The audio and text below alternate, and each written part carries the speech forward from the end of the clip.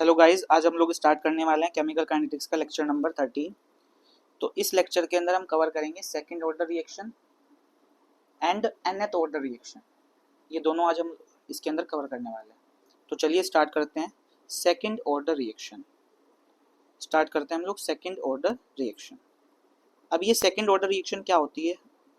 Second order reaction, second order reaction आपको पता ही है। आप पीछे फर्स्ट ऑर्डर पढ़ के आ चुके हैं, जीरो ऑर्डर पढ़ के आ चुके हैं। सेकंड ऑर्डर रिएक्शन वो होगी जिसके अंदर n की वैल्यू क्या हो जाएगी? 2। तो चलिए इसके लिए हम क्या करते हैं, इसके लिए हम निकालते हैं इंटीग्रेटेड रेट इक्वेशन। ठीक है, क्या निकालते हैं? Integrated rate equation. Integrated rate equation, integrated rate equation. तो कैसे निकालेंगे? कंसिडर करते हैं एक रिएक्शन। मेरे पास एक रिएक्शन है जिसके अंदर रिएक्टेंट से क्या बन रहा है? प्रोडक्ट बन रहा है। सेम वैसे, ठीक है ना, एलिमेंट्री रिएक्शन है और इसके अंदर क्या हो रहा है? रिएक्टेंट से क्या बन रहा है? प्रोडक्ट बन रहा है। तो आपको पता ही है टाइम जीरो पर इस रिएक्टेंट की कुछ ना कुछ इनिशियल कॉन्सेंट्रेशन होगी जिसको मैं क्या बोलूंगा? ए नॉट। क्या प्रोडक्ट बनेगा? नहीं बनेगा। टाइम टी पर, टाइम टी पर इस प्रोडक्ट की कुछ ना कुछ कॉन्सेंट्रेशन बनेगी जिसको मैं बोल रहा हूँ एक्स। तो रिएक्टेंट कितना बचेगा? रिएक्टेंट बचेगा ए नॉट माइनस एक्स, और जिसको मैं बोलता हूँ क्या? ए। ठीक है। अगर मैं इस रिएक्शन के लिए, अगर मैं इस रिएक्शन के लिए रेट ऑफ रिएक्शन लिखना चाहूँ तो कैसे लिखूंगा? मैं लिखूंगा R is equals to minus d reactant की कॉन्सेंट्रेशन, और अपोन में क्या आ जाएगा? अपोन में आ जाएगा dt। ठीक है, इसको मैं बोल रहा हूँ इक्वेशन फर्स्ट। फिर मैं अगर इस रिएक्शन के लिए रेट ऑफ रिएक्शन लिखना चाहूँ according to rate law, according to rate law, तो कैसे लिखूंगा? मैं लिखूंगा R इज इक्वल्स टू के, यानी कि रेट कॉन्स्टेंट, कंसंट्रेशन रिएक्टेंट की, और पावर में क्या आ जाएगा इस बार? 2। ये हो जाएगा मेरी इक्वेशन नंबर सेकंड। सुनना इतनी बात? अभी तक कुछ ऐसा कुछ बड़ी चीज नहीं बताई मैंने आपको, केवल रेट लिखनी बताई। जैसे सेम हमने फर्स्ट ऑर्डर के अंदर किया था और फिर उसके बाद अभी जीरो ऑर्डर के अंदर भी किया था। ठीक है, लास्ट टाइम, लास्ट लेक्चर के अंदर। तो अगर मैं यहाँ से बोलूँ from equation, from equation first and second, तो मैं ऐसा बोल सकता हूँ कि माइनस डी रिएक्टेंट की कॉन्सेंट्रेशन अपॉन में d t is equals to हो जाएंगे किसके? के रिएक्टेंट की कॉन्सेंट्रेशन, और पावर में क्या आ जाएगा? 2। मैं क्या कर रहा हूँ? इस रिएक्टेंट के कॉन्सेंट्रेशन को इधर ला रहा हूँ और इस dt को इधर लेके जा रहा हूँ। ठीक है, तो ये कुछ ऐसा दिखेगा आपको, देखना जरा। ये हो जाएगा d रिएक्टेंट की कॉन्सेंट्रेशन अपॉन में आ जाएगा रिएक्टेंट की कॉन्सेंट्रेशन, और पावर में क्या आ जाएगा? 2, और साथ ही साथ इस माइनस को भी इधर ला रहा हूँ, तो ये हो जाएगा माइनस के dt। अब मैं क्या कर रहा हूँ इसको? अब मैं कर रहा हूँ इसको integrate, integrate, integrate both the sides, both sides. ठीक है, दोनों साइड्स को मैं क्या कर रहा हूँ? इंटीग्रेट कर रहा हूँ। तो इंटीग्रेशन का साइन लगाएंगे और दोनों साइड्स को क्या करेंगे? इंटीग्रेट करेंगे। तो आपका एक्सप्रेशन, इंटीग्रेशन का साइन डी रिएक्टेंट की कॉन्सेंट्रेशन अपॉन में रिएक्टेंट की कॉन्सेंट्रेशन पावर में 2 इज इक्वल्स टू माइनस के, इनका तो करते ही नहीं हम लोग, रिएक्टेंट की इंटीग्रेशन का sign d t. Limit put करेंगे। अगर टाइम जीरो है तो यहाँ पर इनिशियल कॉन्सेंट्रेशन क्या होगी? ए नॉट। अगर टाइम टी है तो यहाँ पर इनिशियल कॉन्सेंट्रेशन क्या हो जाएगी? सॉरी, कॉन्सेंट्रेशन क्या हो जाएगी आपकी? ए। ठीक है, अब यहाँ पर आपको इसका इंटीग्रेशन करना है, तो मैं एक बार इसके लिए आपको फॉर्मूला बता देता हूँ। फॉर्मूला क्या होता है? अगर कहीं पर आपके पास x की पावर n का इंटीग्रेशन करने के लिए बोले तो इसका इंटीग्रेशन कैसे करेंगे? इसका इंटीग्रेशन होगा आपका x पावर में आ जाएगा n+1 और अपॉन में आ जाएगा n+1। ये होता है किसका? x की पावर n का इंटीग्रेशन।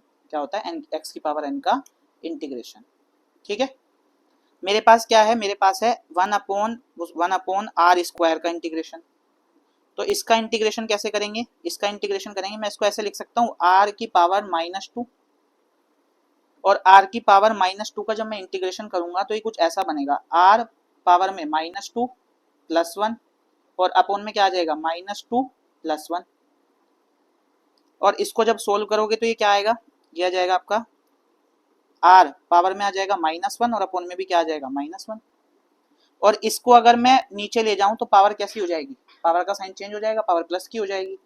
तो ये कुछ आपका ऐसा दिखेगा, ये हो जाएगा आपका इज इक्वल्स टू 1/r और ये माइनस आ जाएगा एज इट इज, ये होगा इसका इंटीग्रेशन।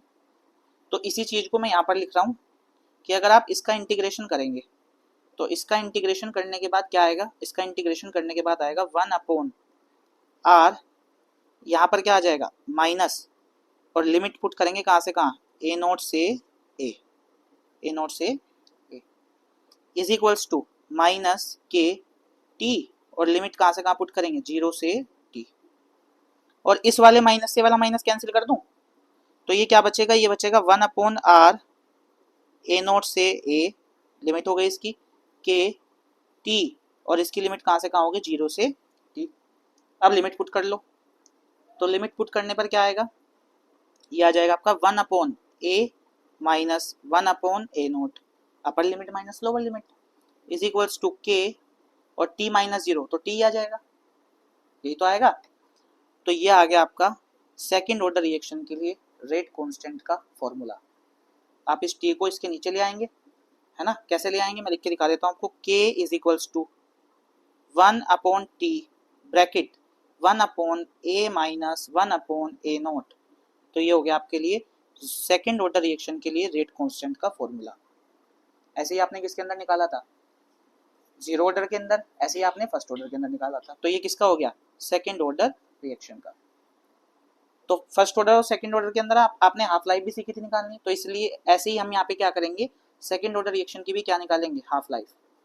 तो सेकंड ऑर्डर रिएक्शन की हाफ लाइफ निकालते हैं। हाफ लाइफ, हाफ लाइफ आपको पता ही है क्या होती है, हाफ लाइफ को हम रिप्रेजेंट करते हैं टी हाफ से या फिर टी 50% से। क्या मतलब होता है इसका, इसका मतलब होता है कि जो वो टाइम टी हाफ वो टाइम होता है जहां पर आपकी जो फाइनल कॉन्सेंट्रेशन है वो इनिशियल की क्या हो जाती है, हाफ, आधी हो जाती है। यानी कि ए बराबर किसके हो जाएगा, ए बराबर हो जाएगा ए नॉट अपॉन 2 के, कब, जब टी बराबर किसके हो जाएगा, टी बराबर हो जाएगा टी हाफ के। समझ में आ रहा है इतनी मेरी बात। तो इसको उठा के इसमें पुट करो, तो ये हो जाएगा आपका k is equals to 1/t half bracket 1/a की जगह क्या आ जाएगा, a naught by 2 minus 1/a naught, ठीक है। और इस 2 को मैं कहाँ लेके जा सकता हूँ, ऊपर, ऊपर चला जाएगा 2। तो ये आपका जो एक्सप्रेशन कैसे बनेगा देखना है ध्यान से, ये हो जाएगा आपका k is equals to 1/t half bracket 2/a naught minus 1/a naught. और एलसीएम अगर सेम है तो मैं क्या कर सकता हूँ, मैं इसको ऐसे कर सकता हूँ, एक स्टेप मैंने ये पे कर दिया। तो ये हो जाएगा आपका k is equals to 1/t half 1/t half, और यहाँ पर क्या आ जाएगा 1/a नोट। तो मैं इसको ऐसे लिख लूँ कि k is equals to 1/a naught t half, और मुझे निकालना क्या है यहाँ से, हाफ लाइफ। तो हाफ लाइफ के लिए मैं इस टी हाफ को इधर ले आऊंगा और k को इधर ले जाऊंगा, तो ये हो जाएगा आपका t half is equals to 1/a naught into k. तो ये हो जाएगा आपका सेकेंड ऑर्डर रिएक्शन के लिए हाफ लाइफ। समझ रहे हो, ये हो जाएगा आपका सेकेंड ऑर्डर रिएक्शन के लिए हाफ लाइफ। नहीं समझ पाए। अब यहाँ से क्या करते हैं, यहाँ से हम अगली बात करते हैं ग्राफ्स के बारे में। किसके बारे में बात करते हैं, ग्राफ के बारे में, ठीक है। ग्राफ कैसे बनाते हैं, ग्राफ्स, ग्राफ्स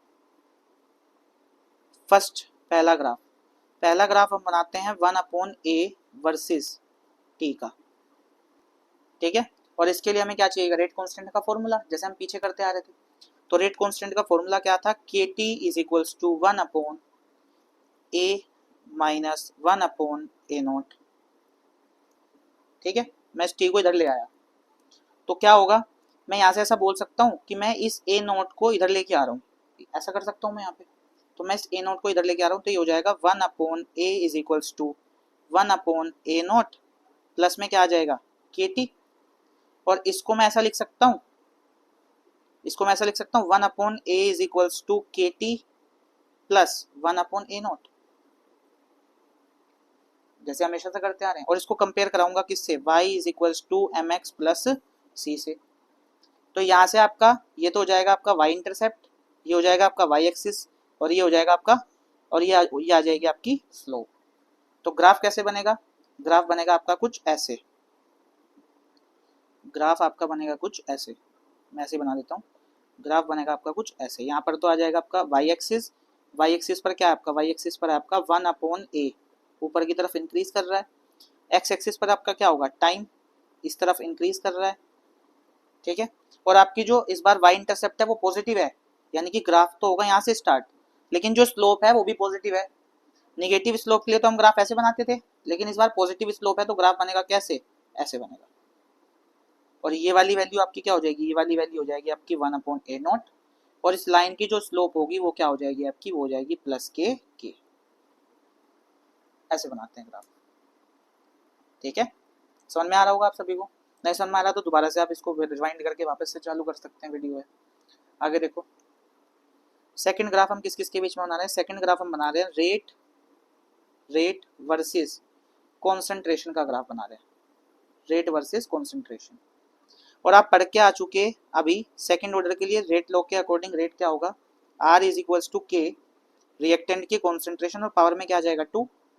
अगर मैं इसका ग्राफ ड्रॉ करूं तो इस तरफ तो मैं ले रहा हूं रेट, इस तरफ मैं ले रहा हूं कॉन्सेंट्रेशन, ठीक है, और ग्राफ आएगा कुछ ऐसे,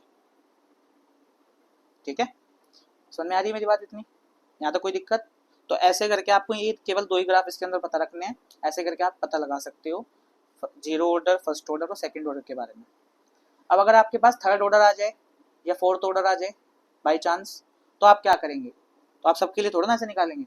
तो मैं आपको एक फॉर्मूला बता देता हूँ nth ऑर्डर का, मैं आपको फॉर्मूला बता देता हूँ nth ऑर्डर का, यानी कि आपके पास कोई सा भी ऑर्डर का रेट कांस्टेंट या हाफ लाइफ पूछेगा तो आपको इन फॉर्मूला का यूज करके आप निकाल सकते हो।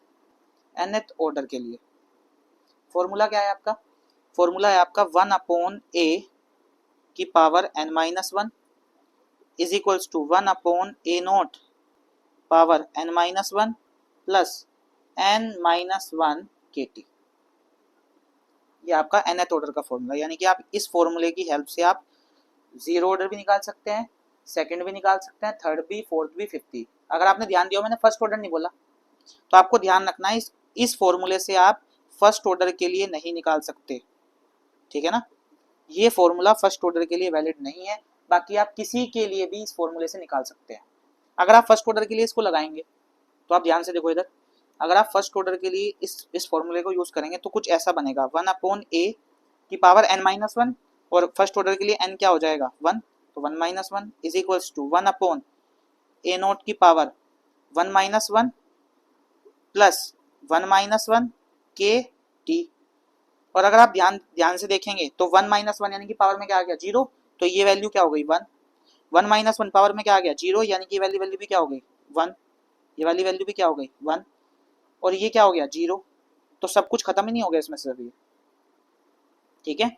तो इसीलिए ये जो फॉर्मूला होता है ये फर्स्ट ऑर्डर के लिए वैलिड नहीं होता। आप इससे सेकंड ऑर्डर भी निकाल सकते हैं, थर्ड भी निकाल सकते हैं, जीरो भी निकाल सकते हैं, लेकिन फर्स्ट ऑर्डर के लिए आप इसको यूज नहीं करेंगे, ठीक है ना। जैसे मैं थर्ड ऑर्डर का आपको निकाल के दिखाता हूँ।